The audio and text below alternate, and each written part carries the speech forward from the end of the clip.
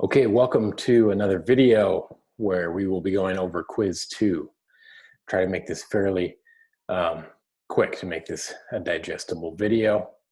Hope you guys are doing well. We're doing good here. Got a code orange on our toilet paper situation. Probably good for another few days at least. All right, so I'm going to share my screen. All right, so on your quiz, the questions probably appeared in a different order and most of the numbers may have been different. They get scrambled, but the way that you solve them will be the same. You also should be able to log into your quiz on Connect and see the specific answers for yours. So it'd be good to go through this video and then try on your quiz and see if you can get all the right answers still without looking. So our first one talks about Henrik. He's a single filing taxpayer.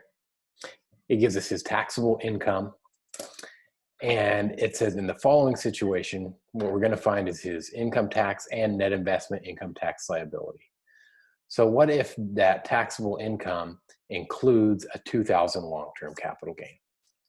All right, so that means we've got $457,000 of ordinary income, and we've got the $2,000 long-term capital gain. So with the ordinary income, we're going to use the formula from our, got it down here. Let's look here. All right, we're going to take 457,000 minus, pretty small here, the bottom of the bracket for him is going to be 204,100.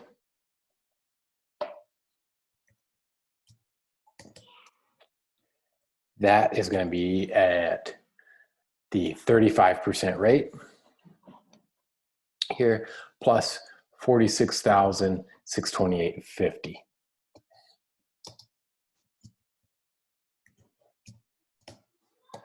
And we should get 135,143 if we run that through our calculator, 143.50.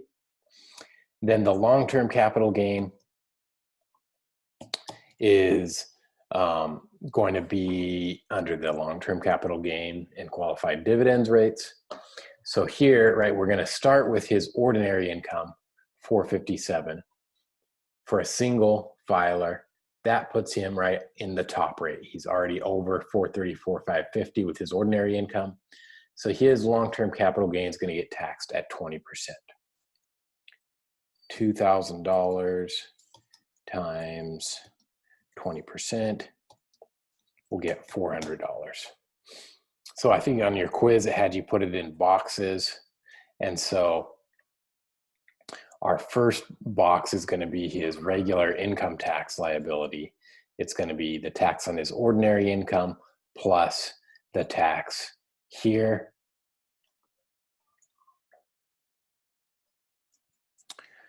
All right, and or maybe just had to do one box, right? But either way, that's part of it. The other part of the question is the net investment income tax. So that's going to be 3.8% times the lesser of his net investment income, which here his only investment income is the $2,000 long-term capital gain. All right, or it's going to be his AGI minus 200,000 for a single person, right? Well, with his AGI being right at least 459,000. That's going to be minus 200,000, right? That's definitely more than the 2,000. So we'll take the lesser number. And that gives us $76.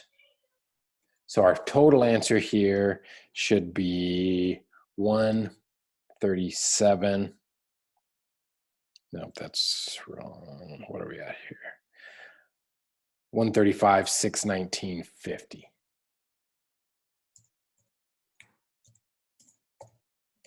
All right, so that is going to be this plus this plus this. All right, so that's our first question. Second question asks, it says, Trey has two dependents, his daughters ages 14 and 17 at year end. Trey files a joint return with his wife. I get this spinning wheel a lot now in Microsoft Office. Any of you tech wizards out there have some tips for me, let me know. So one daughter's 14, one's 17. It says they're dependents, right? So we're assuming they qualify as qualifying children. And he's married filing jointly. It asks what amount of child credit will he be able to claim for his daughters? Under, in our case, the situation is his AGI is $106,900. I don't exactly like how this question is worded because it says what amount of child credit, which could mean different things. When I first read it, it sounds like they're asking what would the child tax credit be? So there's a couple of different answers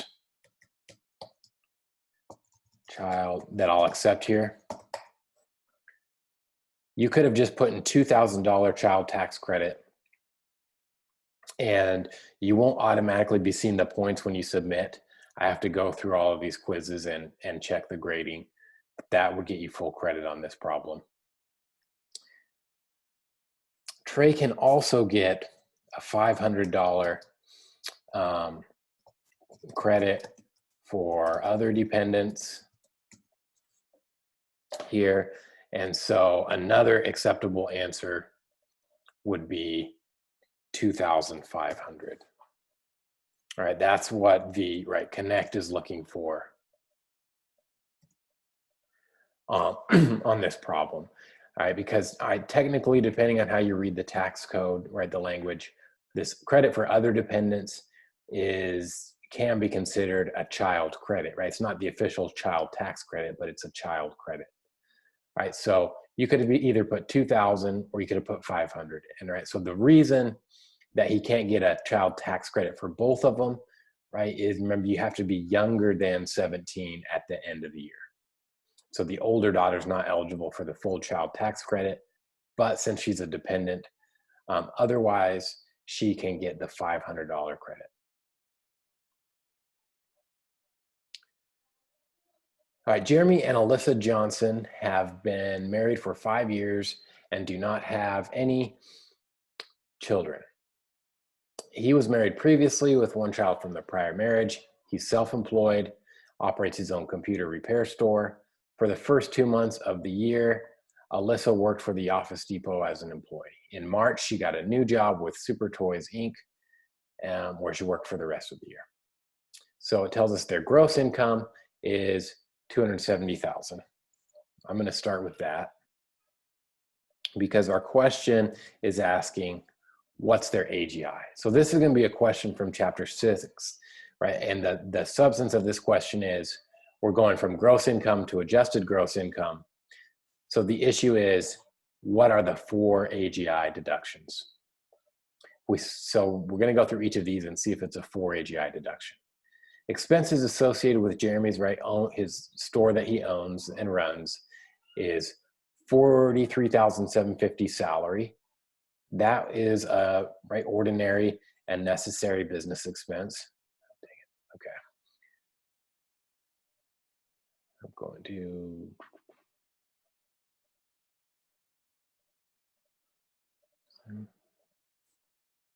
so I can deduct the $43,750 salary, and that include these are his expenses of hiring his employees, $49,500 of supplies,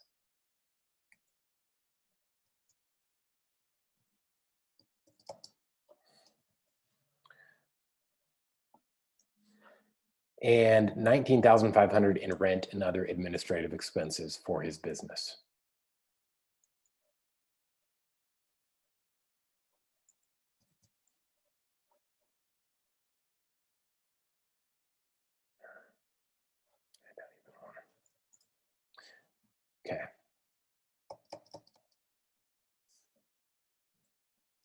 right?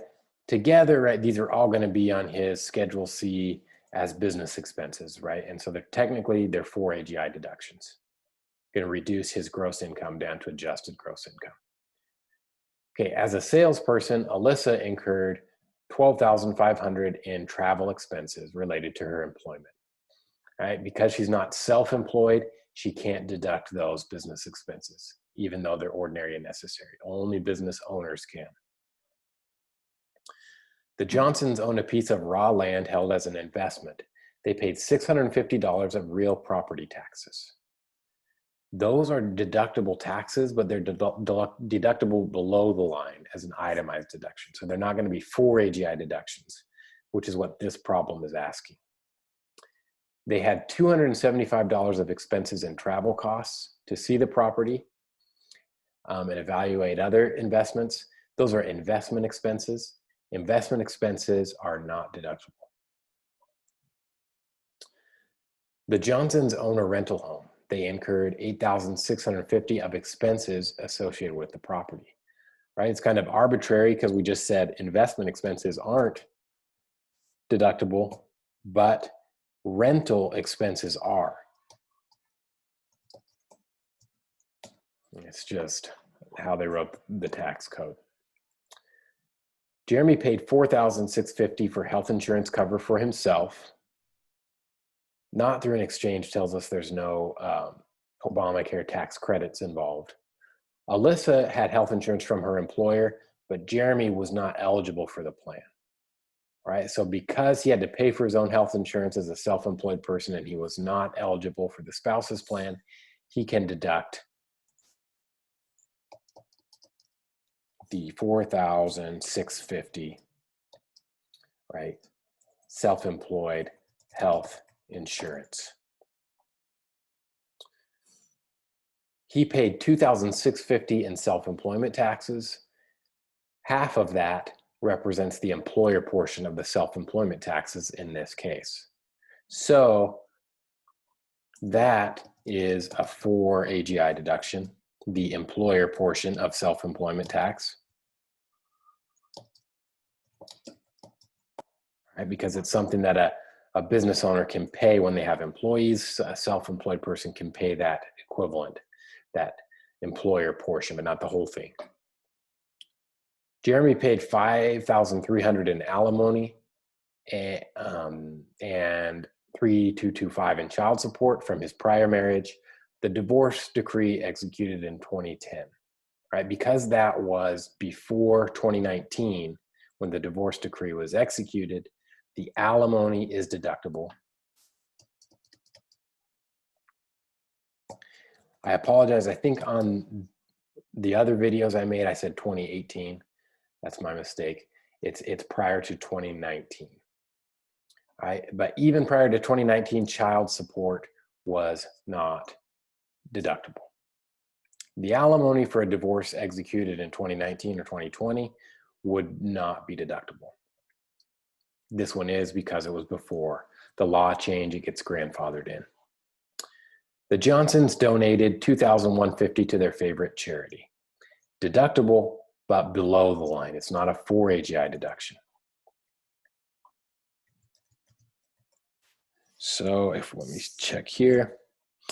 So if I take your gross income, I subtract all of these 4 AGI deductions, I should come up with these numbers, 137,325 of AGI, right, which is the answer to this problem. All right, next question. Let's down here, because we can go bigger, why not? Go big or go huge, that's my motto. Okay, Eva received $54,000 in compensation payments from Jazz Corp. Sounds exciting. She had $6,500 in business expenses relating to her work there. She didn't get reimbursed for any of that. She's single, she takes the standard deduction. So the first question from these facts is going to ask, what if she's just a regular employee? What amount of FICA taxes is she required to pay for the year? All right, as an employee, her employer will pay their portion. and she'll pay her portion, but it gets withheld for her from her paycheck. FICA taxes are on, I don't want, all of her wages, right? You don't generally get deductions from FICA taxes, right? So it's going to be, oh, here we go again.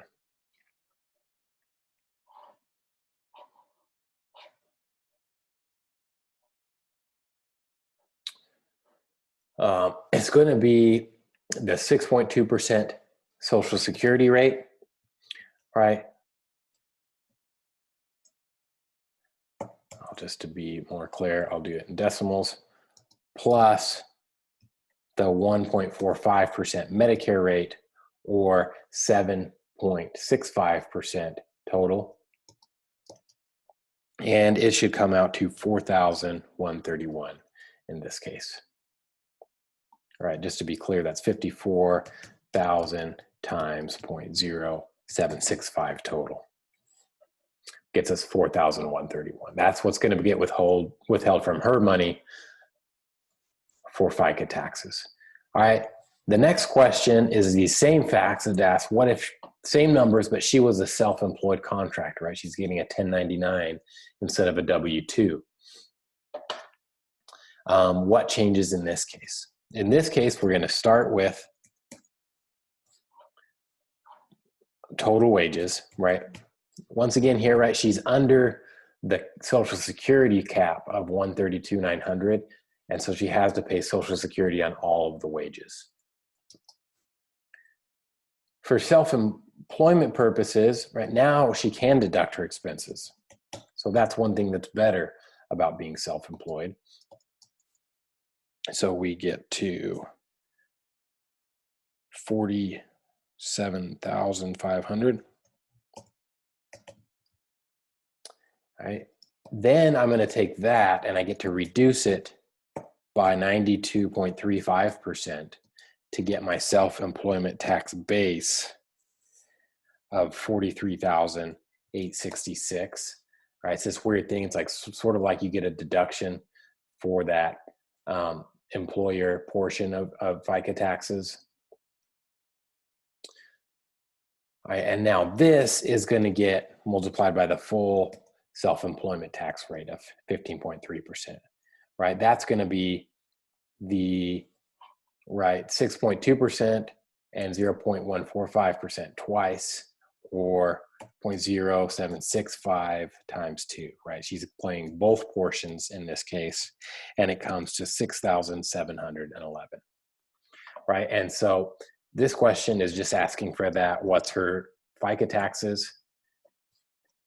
And remember now, as a 4AGI deduction, she could deduct half of this, right? It's always going to be half as long as there's no additional Medicare tax, right? In both of these cases, she doesn't owe the additional Medicare tax because her wages are below $200,000 and she's single. That only kicks in above $200,000, $250,000 for married filing jointly. Okay. Julie paid a daycare center to watch her 2-year-old son while she worked for a company. We're figuring out her child independent care credit. So first of all, let's look up her percentage first, right? So her AGI is 14,000. All right, based on that, I can look from my table here, right? Something that would be, I guess, right on the exam, you can just look this up because it's open book. And it'd probably be provided for you as well on the test. Since she is over 0 and under 15,000, her percentage is the highest, it's 35%. So we're going to take 35% times whatever her eligible expenses are. So she has one son, so it's going to be the lesser of 3,000 for one child, or her actual expenses, right here is 2,280, or her earned income, 14,000. Right, so obviously the lesser here is 2,280. When we take 35% times 2,280, we should get $798. That's her credit for child and dependent care credit. All right, it's a non-refundable credit. All right, this year, Paula and Simon, I guess that's a subtle play on Paul Simon, right? Wasn't me, that was the textbook authors. All right, they're married filing jointly. They estimate their tax liability will be $233,000. Last year, their tax liability was $192,000. They estimate that their tax withholding from their employers will be $200,300. The first part of the question says, do they need to increase their withholdings to avoid the underpayment penalty? So we're going to ask here, what's the safe harbor for them to avoid the underpayment penalty? So we have two choices. It's either going to be 90% times the current year liability, right, which they estimate at $233,000. That gives them $209,700. Or because they're AGI, right, we can tell just because of the size of their tax liability, their AGI has to be greater than 150,000. So instead of 100% on the other test, we're going to use 110% times last year's tax liability, which is going to get us 211,200, right? So we get to take the lesser of this or this, right? So this one's smaller. They just have to meet the smaller number to satisfy the safe harbor. So Paula and Simon, they need to pay $209,700 of prepayments to avoid an underpayment penalty, right? So if their current withholding is $200,300, they haven't met that safe harbor. And yes, they need to increase their prepayments to avoid the penalty, right? By how much would they need to increase them, right? They need to get up to $209,700. They're only at $200,300, right? So they need another $9,400 is the answer to part two, right? That's how much more they need to pay.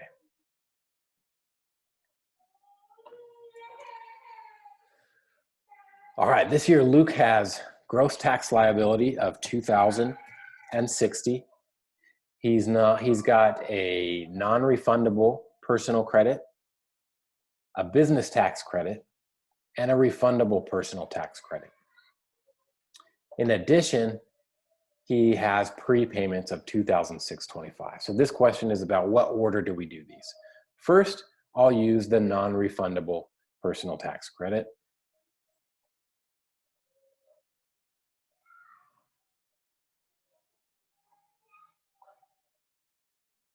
Not a fan of Microsoft, if you haven't inferred that already. Okay, so right, I get to use this non-refundable one first because, right, that's nice, because if I don't use it, then I lose it, right? But since it's non-refundable and it's bigger than my tax liability, this is just going to bring me down to zero, right? And the rest of this credit, it just expires unused. I don't get the full value of it. The business tax credit would have been next, right? But I can't use it if I don't have liability. But this one at least doesn't go away. I can carry it back 1 year, or I can carry it forward 20 years, right? So I can probably eventually get the value of it. Lastly, I have a refundable personal credit. All right, so I effectively get to treat that like a prepayment, and I have actual prepayments. So in total, right, it's like I've overpaid by $3,355, right? This is going to be my refund. The problem noted they want you to put it in the box as a positive number, right? So I would put a refund of $3,355. That's my answer here. All right, last question. I'm going to try to fit it in here. Sorry, this video is getting a little bit long. This one's Shady Slim. All right, it's a clever play on Slim Shady, which was, right, a big part of the popular culture like 15, 20 years ago. I just got back, and anyways, right, this question is, you can read it and laugh. This question is asking us to come up with his deductions to get from his gross income down to his taxable income. All right, so he's divorced. He has custody of his son, all right, who lives with him full time. All right, so we can tell that he's going to be, right, he's unmarried, but he has this dependent qualifying person with him the whole year. He's going to file as head of household.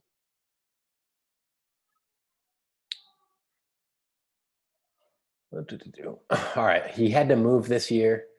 Basically, they leave this moving information in because there used to be a moving expense deduction, right? And basically now all you do with this is say, moving expenses are not deductible anymore unless you're in the military. All right, he's still paying his student loans.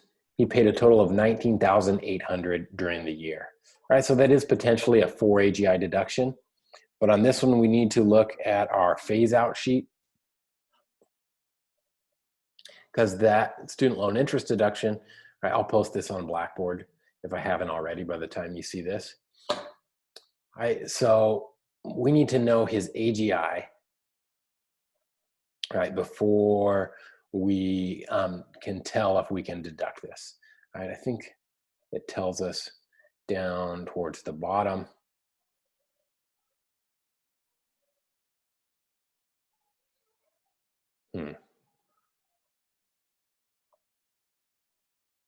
Oh yeah, here we go.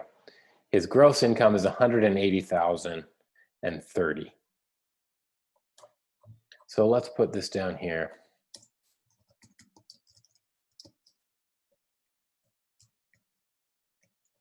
And we need to put, what was it, 19,300 student loan interest. All right, we'll have to wait till we know the AGI to know if that's deductible.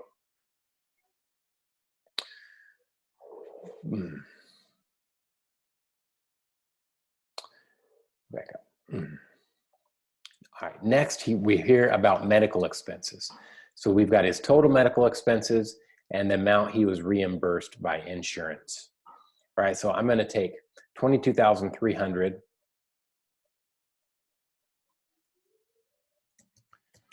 minus the 12,150 equals 10,150 of medical expenses. Right, this one I also need to know his AGI before I can know if he gets to deduct this. Oh, okay. He gave a lot of money to charity. He gave $1,230 cash to the March of Dimes, right? Definitely deductible. Right, this is going to be right from AGI, 1,230 charitable contributions. He also he donated a red velvet couch and an old recliner to his church, right? We assume is a qualified charity, right? It was collectible furniture. It's worth more than he paid for it. $6,150 market value, $1,230 basis. The pastor said he didn't like the fabric. He was going to sell the furniture to pay for some more pews in the church. Okay, so this is capital gain property. It would generate a capital gain if I sold it, but because it's tangible personal property and the charity is not using it for their charitable purpose, then I'm only going to deduct the lower number, the basis. All right, so another deduction that happens to be the same number in this problem. All right, his company had a charity drive for the United Way, and I contributed $228. It says he chose for his company to take that a little each month out of his paycheck. That's fine. It's treated just like a cash donation. $228.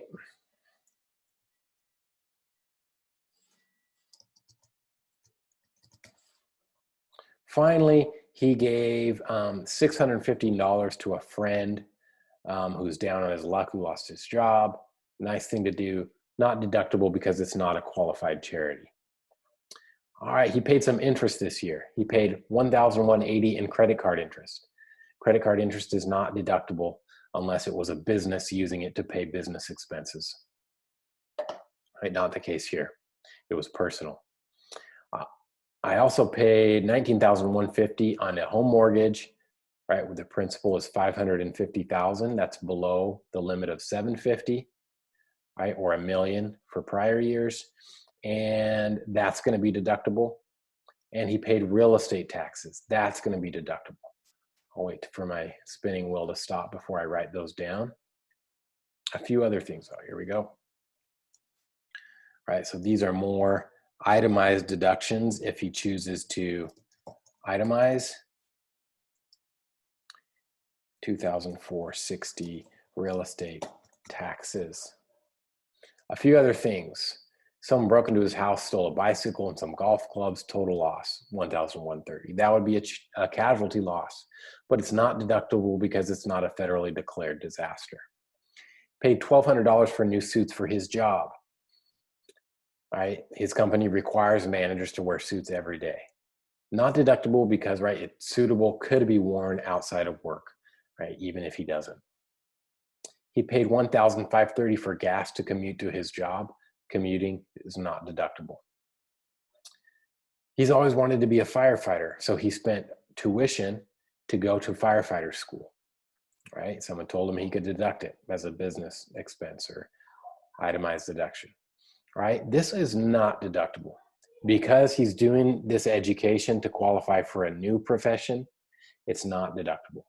If he was taking courses to improve his skills in his current job, right, like he's a manager, maybe he was going to get an MBA, that could be deductible if he was a business owner, right? But in this case, as an employee, nothing is going to be deductible anyway, right? Employees can't deduct business expenses. But even for a business owner, if you're going to school to enter a new profession, that's not deductible, right? So this one, definitely not deductible. All right, so that's everything.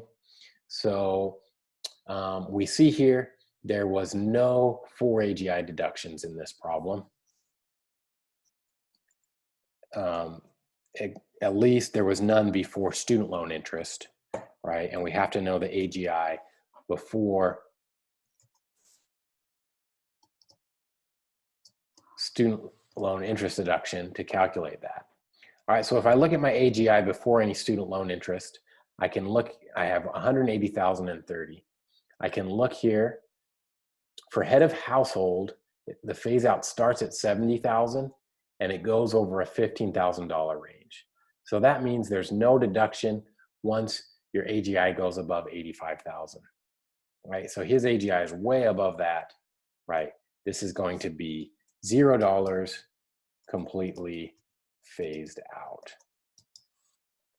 right? So definitely, right, his AGI is 180,030.